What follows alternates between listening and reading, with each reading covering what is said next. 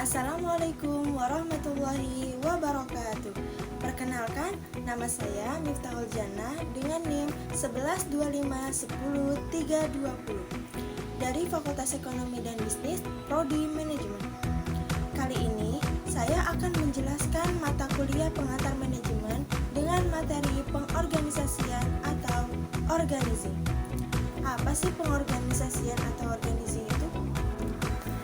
Jadi, pengorganisasian atau organizing itu adalah suatu proses yang mendesain struktur formal, pengelompokan dan mengatur serta membagi habis berbagai tugas atau pekerjaan kepada semua anggota organisasi agar tujuan organisasi dapat mencapai dengan efektif dan efisien.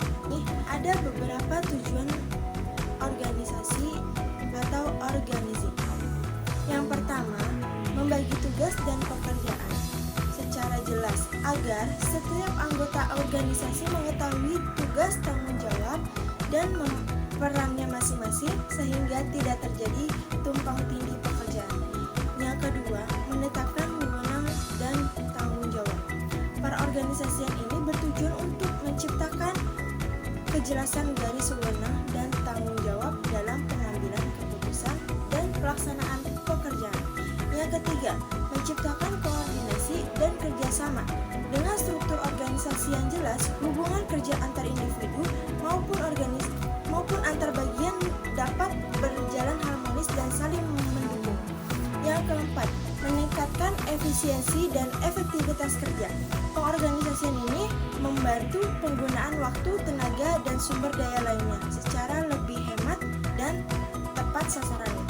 Yang kelima, mempermudah pengawasan dan pengendalian.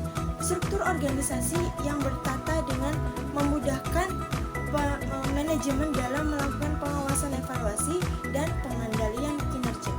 Ada beberapa prinsip-prinsip pengorganisasian yang efektif.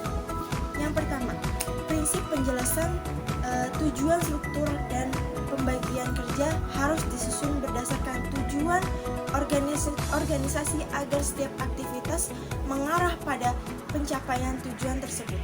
Yang kedua, prinsip pembagian kerja atau division of work. Pekerjaan ini dibagi sesuai dengan keahlian, kemampuan, dan spesialisasi masing-masing individu agar hasil kerja lebih optimal. Yang ketiga, prinsip kesatuan perintah atau unit of command. Setiap karyawan sebaiknya hanya menerima perintah dari satu atasan untuk menghindari kebingungan dan konflik wewenang. Yang keempat, prinsip kesatuan arah atau unit of direction. Kegiatan yang dimiliki tujuan sama harus berada di bawah satu pimpinan dan satu rencana kerja yang sama. Yang kelima, prinsip keseimbangan wewenang dan tanggung jawab. Wewenang yang diberikan kepada seseorang harus seimbang dengan tanggung jawab yang dipikulnya. Selanjutnya, pengembangan sumber daya manusia atau SDM. Apa sih SDM itu?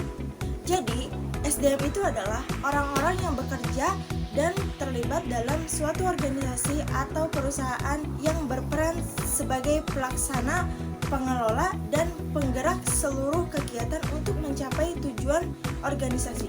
Ada beberapa pengembangan sumber daya manusia atau SDM. Yang pertama, pendidikan dan pelatihan atau training dan development. Ini meningkatkan keterampilan teknis, manajerial, dan soft skill sesuai kebutuhan pekerjaan. Yang kedua, pengembangan karir. Memberikan kesempatan promosi, rotasi jabatan, dan jenjang karir yang jelas. Yang ketiga, penilaian kinerja. Mengevaluasi hasil kerja sebagai dasar perbaikan dan pengembangan kemampuan. Yang keempat, pembinaan dan motivasi mendorong semangat kerja untuk membimbing penghargaan dan lingkungan kerja yang kondusif.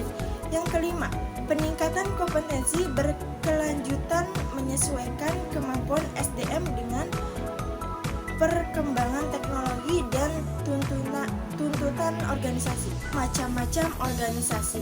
Yang pertama itu berdasarkan proses pembentukan. Ada dibagi menjadi dua.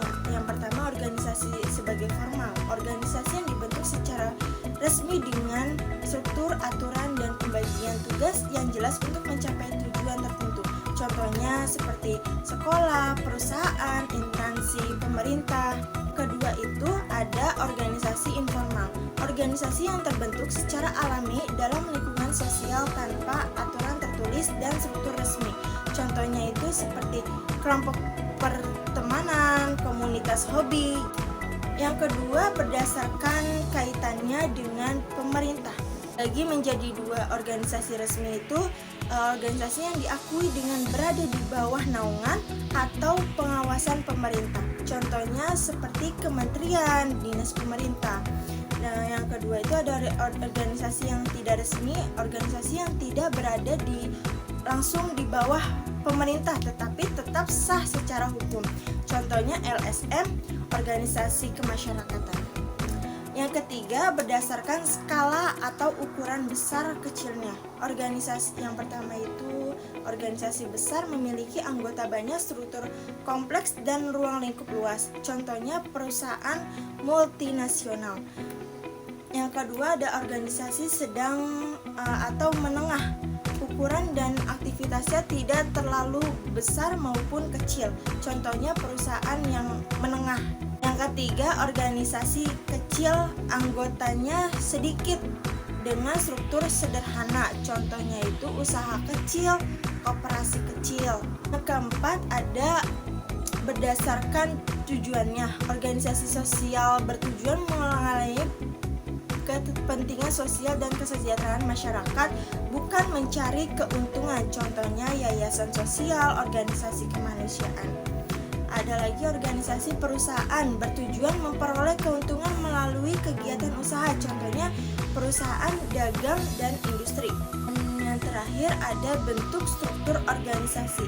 Yang pertama itu organisasi lini atau line organization. Atasan memberi perintah langsung kepada bawahannya. Cocok untuk organisasi yang kecil, contohnya usaha kecil atau toko. Jadi kayak dari pemilik ke kepala toko langsung ke karyawan. Dua, organisasi lini atau staff line and staff organization. Pimpinan ini tetap memegang keputusan, tetapi stafnya hanya memberi saran atau bantuan keahlian, tidak memberi perintah langsung. Contohnya perusahaan menengah seperti direktur ke manajer langsung ke unit kerja. Yang ketiga, organisasi fungsional atau functional organization. Karyawan ini bisa menerima perintah lebih dari satu atasan sesuai fungsinya. Cocok untuk organisasi besar dan kompleks. Contohnya pabrik atau rumah sakit besar seperti kayak direktur ke kepala fungsi, dari kepala fungsi ke karyawan. Yang keempat, organisasi lini, staf, dan fungsional. Gabungan dari struktur lini, staf, dan fungsional ini ada jalur perintah, staf ahli, dan pembagian berdasarkan fungsi. Lebih lengkap tapi juga lebih kompleks. Contohnya perusahaan besar atau BUMN.